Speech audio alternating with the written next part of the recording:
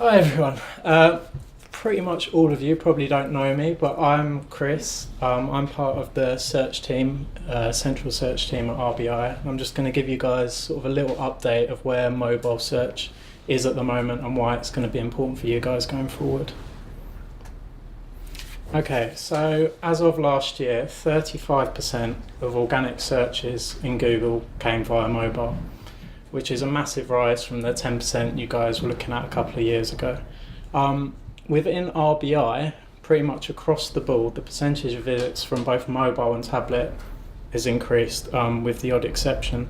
You'll see in this there is quite a distinction between those leading brands, New Scientists, where their content is sort of being accessed via mobile and tablet, and the communities.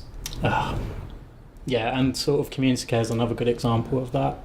Whereas Acuity and the sort of data services, they're still seeing relatively low numbers of people accessing that just because it's more sort of a work-based thing. People are going to be doing it on desktop rather than mobile or tablet, but I'll get onto why that's still important going forward.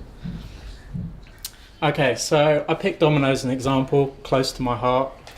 So to use this as an example, so although on the right, Domino's have done sort of a responsive website, which is sort of was seen as best practice, it's still not that useful to someone using the mobile.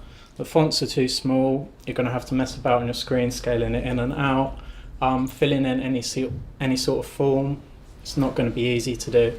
And to be honest, if you're considering, should I do Pizza Hut or Domino's tonight, you might click onto Domino's and think, no, actually, this is too much hassle. I'm going to use Pizza Hut tonight. So ultimately a poor user experience is going to lose to a poor conversion rate. Mobile users are notoriously fickle, so you really want to engage them and make something easy as soon as they arrive. Any sort of difficulty with loading time or flash or anything like that is just going to completely turn them off. Okay, I must stress this is only a test by Google and I don't think they will roll it out across the board. But Google has started naming and shaming websites that aren't mobile optimized and aren't providing a good example to their user. So you can see at the top, you've got Daily Mail and the BBC.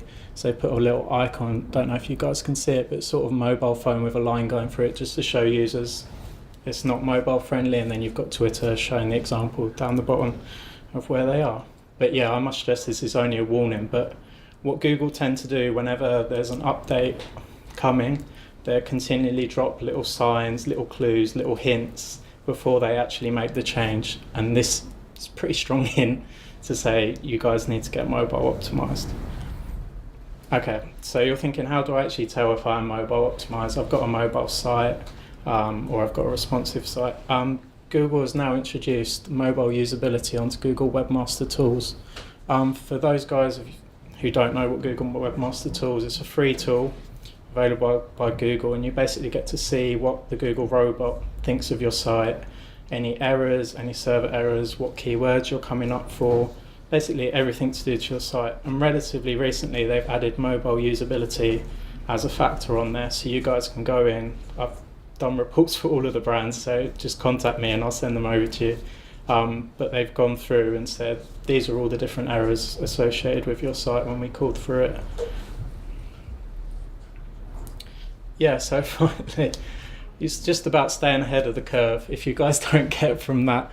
So while mobile search at the moment isn't as important, it will be important going forward. And what Google has indicated, so to get back to the data services, is while your mobile rankings will be impacted by how usable your site is, and people might click through and then click off your site, some of the bigger like Acuity, ISIS, they might think, well, that's fine. We're not going to get customers through mobile anyway. But what Google's indicating is that providing a poor mobile experience is going to start impacting on your desktop rankings as well.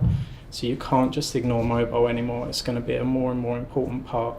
Even if you're not necessarily getting customers from there, if you want to come up on the desktop, you're going to have to still address the mobile issue. Yeah, and that's sort of it, guys. So any questions? Short but sweet. So that mobile usability report that you showed, Yeah. that actually tells you the things you need to fix? Yeah, so at the moment it only has 5 areas that it looks at, and looking to expand that going forward. But yeah, if you click through it, it gives you a page-by-page breakdown of exactly what page the error is, where the error is, and what you need to do to fix it. Problem is, in some cases there are like thousands of them, but even making some inroads into that or doing it on key pages. So things like putting flash on mobile pages is like a big no-no, and same as getting the loading time down. It looked like, so is responsive design being penalised or not? So would that get the little mobile symbol from Google?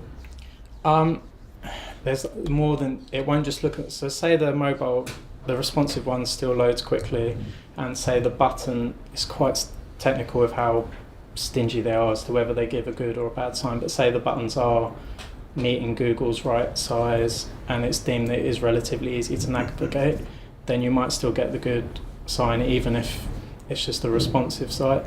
But if you're moving to a completely mobile site, then your green light, that's definitely going to be okay. Yeah, cool. What if you didn't bother with a mobile site? Sometimes these days, you click on one of the results in Google and you get a little pop-up to say we have an app in the App Store. Mm-hmm.